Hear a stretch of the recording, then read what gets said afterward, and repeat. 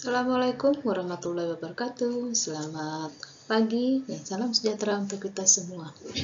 Hari ini kita akan belajar ekonomi peminatan kelas 12 IPS 2.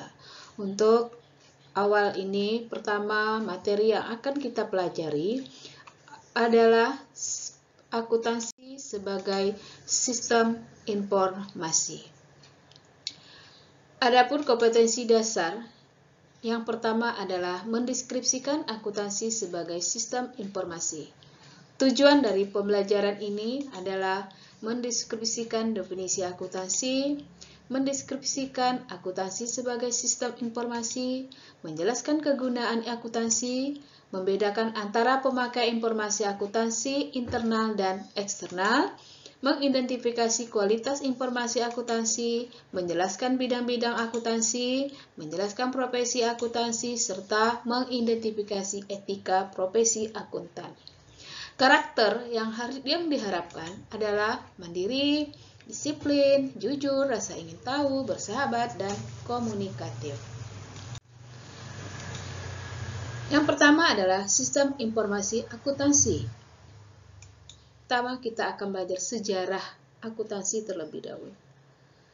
Akuntansi ini mulai dikenal pada tahun 1494 yang dikenalkan oleh Luca Pacioli yang mempublikasikan buku yang berjudul Summa de Arithmetica, Geometrica, Portioni et Professionalia. Dalam buku tersebut terdapat subjudul Tractus de Computis et Scriptoris yang mengajarkan sistem pembukuan berpasangan.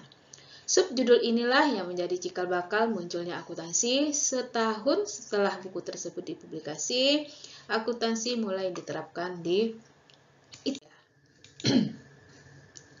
Dari sistem ini, pembukuan dan laporan keuangan dapat tersusun secara sistematis dan terpadu karena dapat menggambarkan laba rugi, kekayaan serta hak milik perusahaan. Lanjutnya, sistem akuntansi diberi nama sesuai dengan nama orang yang mengembangkannya atau dari nama negara masing-masing, seperti sistem Anglo-Saxon di Amerika Serikat dan Inggris, serta sistem kontinental di Belanda. Saat ini, sistem akuntansi yang paling banyak digunakan ada Anglo-Saxon.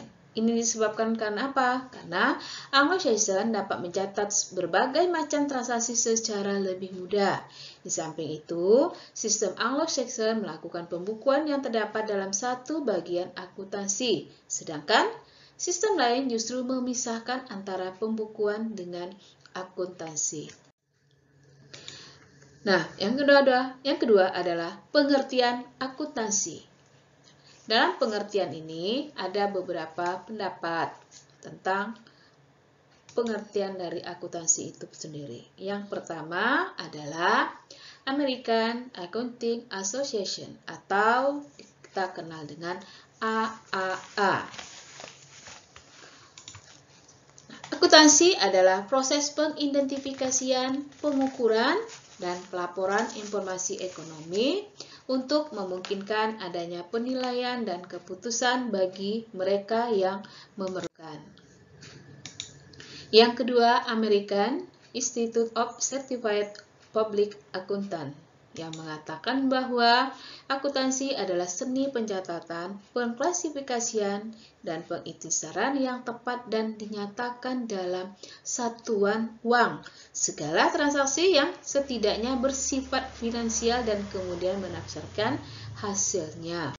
Kemudian menurut Charles T. Holland dan Walter T. Harrison yang mengatakan bahwa akuntansi adalah sistem informasi yang mengukur aktivitas bisnis, memproses data menjadi laporan, dan mengkomunikasikan hasilnya kepada para pengambil keputusan. Nah, ini adalah pengertian akuntansi. Sebenarnya masih banyak lagi pengertian-pengertian yang diberikan oleh para pakar-pakar ekonomi. Kalian bisa mencari sendiri apa-apa saja pengertian akuntansi tersebut.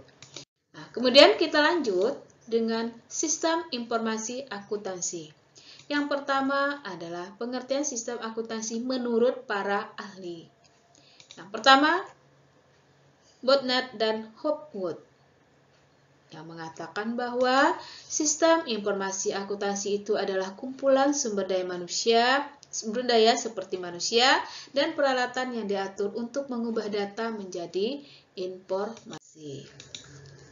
Kemudian menurut Barrett-Wain, sistem informasi akuntansi itu adalah suatu komponen organisasi yang mengumpulkan, menggolongkan, mengolah, menganalisis, dan mengkomunikasikan informasi keuangan yang relevan untuk pengambilan keputusan kepada pihak-pihak luar dan pihak-pihak dalam. Yang ketiga, menurut Barry E. Cushing, menurut beliau, sistem informasi akuntansi itu merupakan seperangkat sumber daya manusia dan modal dalam suatu organisasi yang dibangun untuk menyajikan informasi keuangan yang diperoleh dari pengumpulan dan pemrosesan data keuangan. Nah, ini adalah pengertian-pengertian sistem informasi akuntansi menurut para ahli. Kita lanjut dengan manfaat sistem informasi akuntansi. Apa sih sebenarnya manfaat sistem informasi akuntansi itu tersebut? Nah, yang pertama adalah menyediakan informasi yang akurat dan tepat waktu sehingga dapat melakukan aktivitas utama pada value chain atau rantai nilai secara efektif dan efisien. Yang kedua, meningkatkan kualitas serta mengurangi biaya produk dan jasa yang dihasilkan. Yang ketiga, meningkatkan efisiensi. Yang keempat, meningkatkan kemampuan dalam pengambilan keputusan. Yang kelima, meningkatkan sharing knowledge atau berbagi pengetahuan. Yang keenam, menambah efisiensi kerja pada bagian keuangan. Nah, ini adalah manfaatnya. Dan kemudian apa kegunaan dari akuntansi itu sendiri? Kita lihat kegunaan akuntansi. Yang pertama adalah kita lihat kegunaannya secara umum. Yang pertama, untuk memperoleh informasi keuangan perusahaan yang akurat sehingga para pemakai dapat mengambil keputusan dengan tepat. Itu yang pertama. Yang kedua, sebagai alat pertanggungjawaban manajemen kepada para pemilik perusahaan. Yang ketiga, untuk mengetahui perkembangan perusahaan dari tahun ke tahun. Secara khusus, memberikan informasi keuangan yang dapat dipercaya mengenai informasi aktiva, kewajiban, dan modal suatu perusahaan. Yang kedua, memberikan informasi yang dapat dipercaya mengenai perubahan dari aktiva bersih suatu perusahaan yang timbul dari kegiatan usaha dalam rangka memperoleh laba. Yang ketiga, memberikan informasi keuangan yang membantu para pemakai laporan keuangan untuk memperkirakan kemampuan perusahaan dalam menghasilkan laba. Yang keempat, memberikan informasi penting lainnya seperti aktivitas pembiayaan dan investasi. Itu tadi kegunaan dari akuntansi, baik itu secara umum ataupun secara khusus. Sekarang kita lanjut dengan siapa saja sih yang sebagai pemakai informasi akuntansi itu sendiri. Nah, yang pertama adalah pihak intern. Tapi sebelumnya kita melanjutkan ke pihak intern. Apa sih sebenarnya tujuan utama akuntansi itu? Nah, tujuan utama dalam akuntansi itu adalah untuk memberikan informasi data keuangan suatu perusahaan ya melalui laporan keuangan kepada pihak-pihak yang memerlukan. Nah, pihak-pihak itu ada dua, yaitu pihak intern. Pihak intern itu siapa saja? Pihak intern itu adalah pihak yang berhubungan langsung dengan operasi perusahaan itu sehari-hari. Nah, ini dibutuhkan oleh siapa? Misalnya sebagai pemimpin perusahaan atau sebagai manajer, ya. Itu perlu adanya informasi keuangan tersebut. Kemudian yang kedua adalah pihak ekstern. Pihak ekstern ini adalah pihak yang berkepentingan terhadap perusahaan tetapi tidak terlibat secara langsung dalam membuat keputusan dan kebijakan operasional perusahaan. Misalnya siapa yang pihak ekstern ini? Misalnya investor, kreditor, pelanggan, pemerintah, masyarakat. Nah, itu adalah pihak-pihak ekstern yang memerlukan informasi akuntansi tersebut. Nah, kita lanjut dengan kualitas informasi akuntansi itu sendiri. Apa sih kualitasnya? Informasi adalah data yang telah diatur dan diproses untuk memberikan arti. Dalam perusahaan suatu fakta yang dikumpulkan, disimpan, dan diproses sesuai sistem informasi yang telah ditetapkan. Di Indonesia, standar laporan keuangan mengacu pada standar akuntansi keuangan atau kita rumus SAK atau SAK. SAK adalah himpunan prinsip, prosedur, metode, dan teknik akuntansi yang mengatur penyusunan laporan keuangan khusus yang ditujukan kepada pihak luar perusahaan. Kita lanjut. Nah, lanjut kita bidang-bidang akuntansi. Bidang-bidang akuntansi, yang pertama ini ada akuntansi keuangan atau dikenal dengan financial accounting, yaitu akuntansi yang berhubungan dengan pencatatan transaksi perusahaan dan penyusunan laporan keuangan secara berkala, ya, yang berpedoman pada prinsip akuntansi. Nah, yang kedua, akuntansi pemeriksaan atau dikenal dengan auditing. Ini adalah kegiatan pemeriksaan, ya, yang berhubungan dengan pemeriksaan keuangan atau akuntansi secara umum yang dilakukan secara independen atau tidak berpihak. Yang kedua, akuntansi manajemen atau manajemen akunting. Nah, manajemen akunting ini berhubungan dengan berbagai masalah khusus yang dihadapi oleh manajemen, ya, yang mana akuntansi manajemen ini merupakan akuntansi yang bertujuan untuk membantu para manajer di setiap tingkatan organisasi. Nah, yang keempat, akuntansi biaya atau cost accounting. Akuntansi biaya ini merupakan bidang akuntansi yang berhubungan dengan perencanaan, penetapan, dan pengendalian biaya selama proses produksi. Ya, serta untuk menetapkan harga pokok dari suatu barang yang sudah selesai diproduksi. Yang kelima, akuntansi perpajakan atau tax accounting. Tax accounting ini berhubungan dengan penentuan dan perhitungan objek pajak yang menjadi tanggungan perusahaan, ya, serta mempertimbangkan konsekuensi perpajakan dari transaksi yang sudah direncanakan. Nah, kemudian ada akuntansi anggaran budgeting atau anggaran atau budgeting accounting. Ini akuntansi anggarannya adalah bidang akuntansi yang berhubungan dengan penyusunan rencana keuangan, ya, mengenai kegiatan perusahaan untuk suatu jangka waktu tertentu, ya, pada masa mendatang, serta analisis dari pengontrolannya.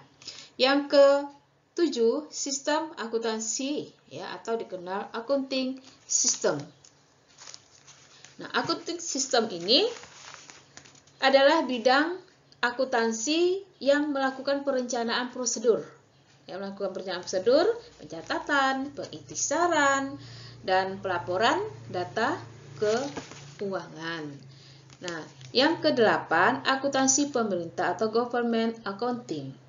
Akuntansi pemerintah ini berhubungan dengan penyajian laporan transaksi yang dilakukan di lembaga-lembaga pemerintah yang mencakup administrasi keuangan negara, pelaporan, ya, dan pengendalian pengeluaran keuangan negara, baik itu tidak terjadi agar tidak terjadinya penyimpangan dari undang-undang dan peraturan yang berlaku. Yang kesembilan yaitu akuntansi pendidikan atau education accounting. Nah, akuntansi pendidikan ini merupakan bidang akuntansi yang berhubungan dengan kegiatan pengembangan pendidikan akuntansi. Jadi ada beberapa bidang, ya, ada 9 bidang akuntansi. Lanjut. Yang berikutnya adalah profesi akuntan. Profesi ya, akuntan ini ada akuntan publik atau publik akuntan. Ini adalah akuntan yang bergerak dalam bidang pelayanan akuntansi ya, akuntansi publik yang secara independen menyerahkan segala macam jasa akuntansi ya, untuk organisasi bisnis atau non bisnis. Yang kedua, akuntan intern atau internal akuntan. Ini adalah akuntan yang bekerja dalam suatu perusahaan atau organisasi ya. Jadi dia disebut dengan akuntan perusahaan. Kemudian ada akuntan pemerintah. Akuntan pemerintah ini yang bekerja akuntan yang bekerja pada lembaga-lembaga pemerintahan ya, misalnya ada kantor BPKP atau Badan Pengawas Keuangan dan Pembangunan, ada Badan Pengawas Keuangan atau kita kenal dengan BPK. Yang keempat ada akuntan pendidik. Akuntan pendidik itu yang bertugas dalam pendidikan akuntansi, melakukan penelitian, pengembangan akuntansi, mengajar, dan menyusun kurikulum pendidikan akuntansi di perguruan tinggi. Nah, itu ya, jadi akuntan pendidik mengajar seperti misalnya guru mengajarkan tentang akuntansi, nah itu bisa salah satu termasuk dalam akuntan pendidik. Kita lanjut dengan etika. Yang terakhir, etika profesi akuntan. Apa yang harus diperhatikan di dalam kode etik ya? Ada kode etik di dalam sebagai seorang akuntan. Yang mana kode etik ini dikeluarkan oleh Ikatan Akuntan Indonesia. Yang pertama harus adanya tanggung jawab profesi atau responsibility. Kita harus punya tanggung jawab. Ya. Kedua, kepentingan publik. Jadi segala sesuatu kita mendahulukan kepentingan publik.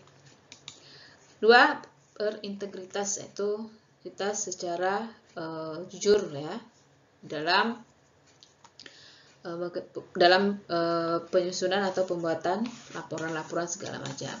Objektivitas, kita harus objek. Kemudian yang kelima, kompetensi dan kehati-hatian dalam profesional. 6, kerahasiaan, kita harus bisa jaga kerahasiaan. Karena itu semua laporan-laporan keuangan itu tidak semua pihak perlu tahu. Itu hanyalah rahasia di dalam perusahaan itu sendiri atau di dalam suatu organisasi. Perilaku profesi, itu harus ada ya.